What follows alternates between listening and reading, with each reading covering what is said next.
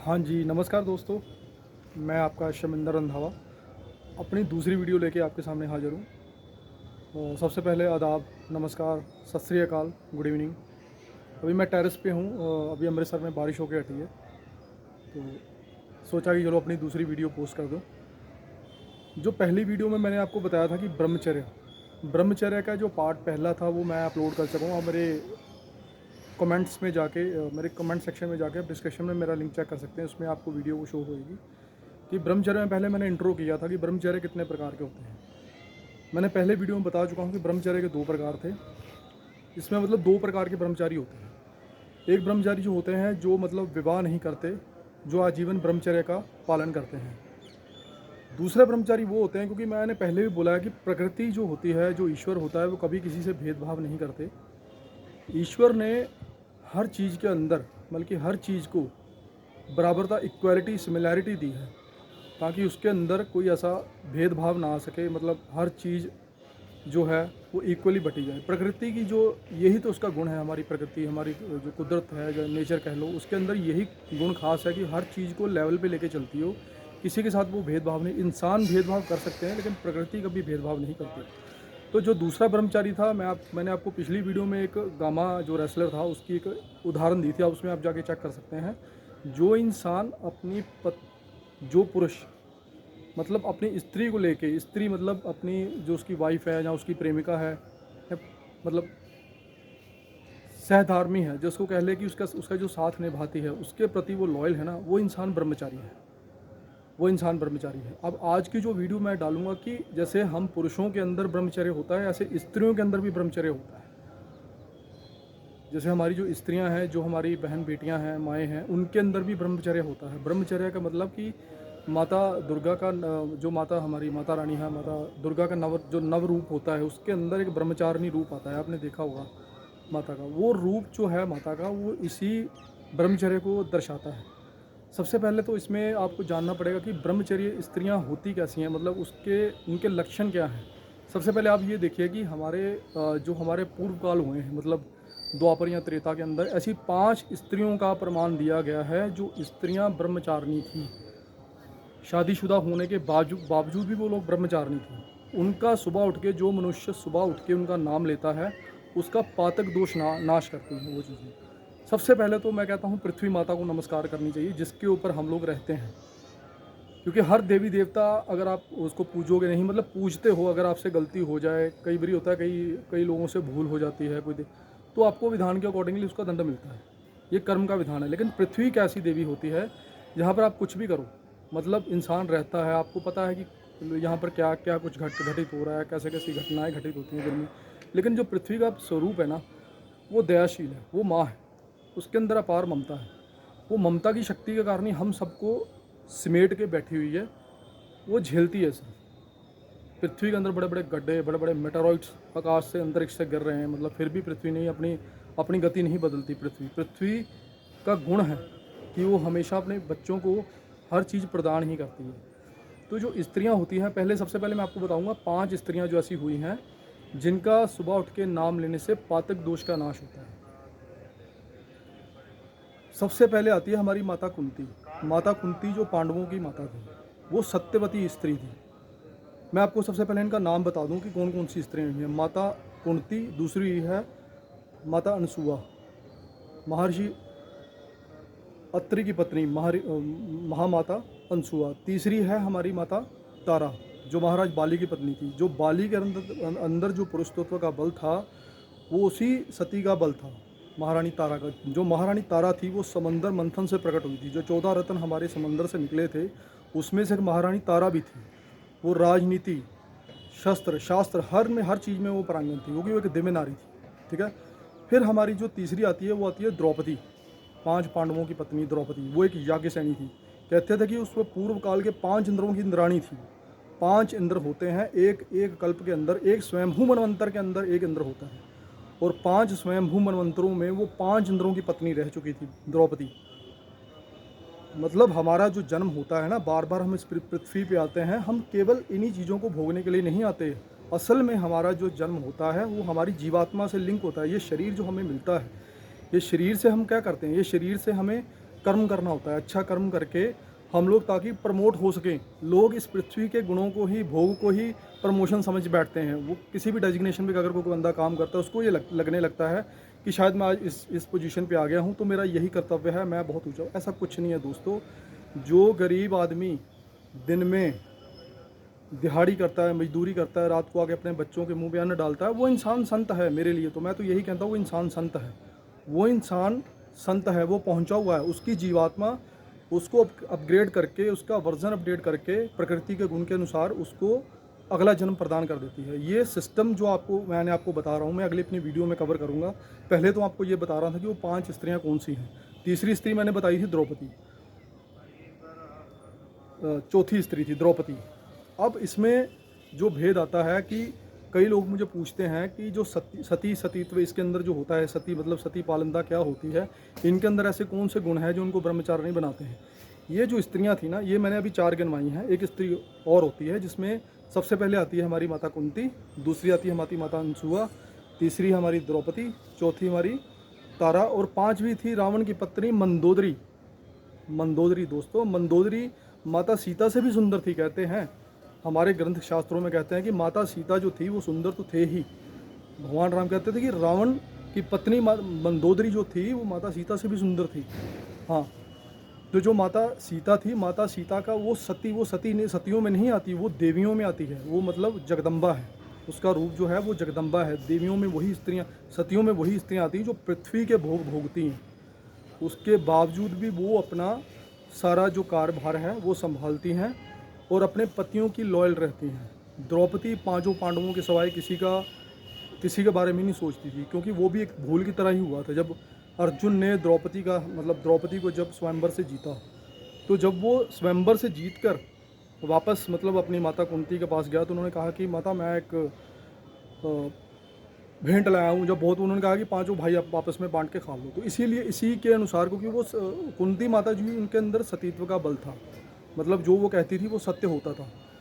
माता कुंती ने कर्ण को त्यागा था, वो इसका बलिदान था। जो स्त्री बलिदान करती है ना अपने जीवन में, हर प्रकार की स्त्रियाँ होती हैं। कई बार होता है, कई स्त्रियाँ आपने देखा होगा कि बड़े गहरे प्रेम में होती हैं, ठीक है, अपने माँ बाप की इच्छा के विरुद्ध नहीं जाती, उनकी लालन पालन के लिए अपना बलिदान कर देती हैं, अपने प्रेम का बलिदान कर देती हैं कई स्त्रियाँ। वो स्त्रियाँ मेरे लिए बड़ी महान होती हैं। अब दोनों जो धर्म होता है हमेशा व्यक्तिगत होता है, इसमें वो गलत नहीं होती जो स्त्री क्योंकि स्त्री का पूरा अधिकार है। अगर स्त्री अपने माँ बाप को छोड़कर अगर किसी जिससे वो प्रेम करती है उसके साथ अगर शादी कर लेती तो वो गलत नहीं है। इसके पीछे गलत क्यों नहीं है? क्योंकि धर्म जो होता है वो व्यक्तिगत होता है।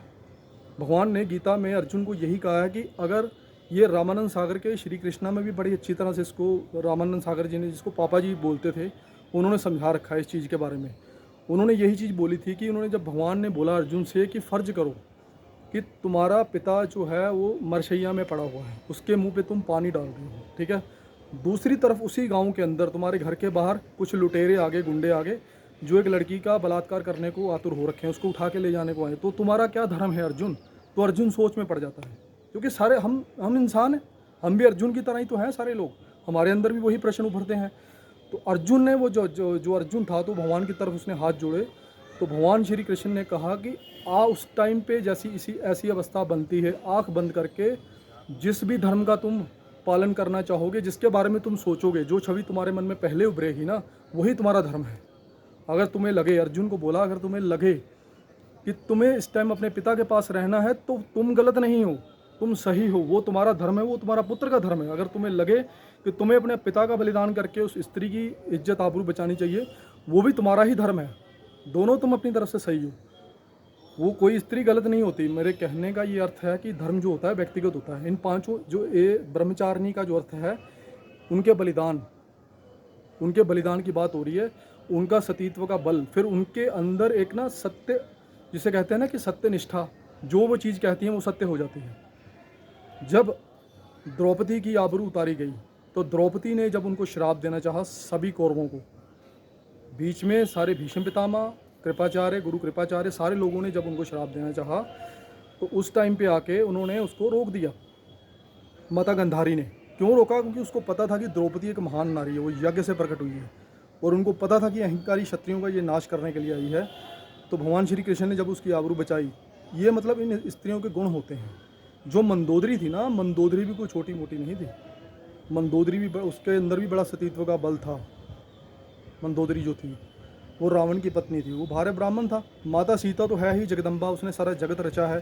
कहते हैं कि नागलोक के जरिए वो मतलब जब अंत में जब वो पृथ्वी माता पे मतलब अपने आप को उन्होंने बलिदान देकर जब पृथ्वी की गोद में समाई, तो कह रहे हैं कि नागलोक के जरिए वो अपने वैकुंठ धाम चलेगी। अब इसमें देखने सोचने वाली बात यह है, मैं आपको छोटा सा हिंट देता हूँ।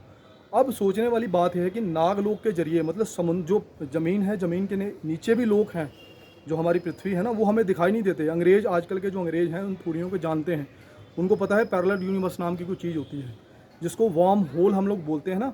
एक होता है फर्मी पैराडॉक्स। फर्मी पैराडॉक्स का मतलब होता है कि किसी चीज़ की खोज करना, एलियंस को ढूंढना या दूसरी दुनिया की खोज करना, एक शब्द होता है फर्मी पैराडॉक्स। आप देखना, पढ़ना, गूगल में भी देखना कि दूसरी दुनिया का जो खोज करते हैं उसको फर्मी पैराडॉक्स बोल देते हैं। तो वो उन्होंने कहा कि नागलोक के जरिए वो घूमती अपना वैकुंठ चलेगी माता सीता, ठीक है।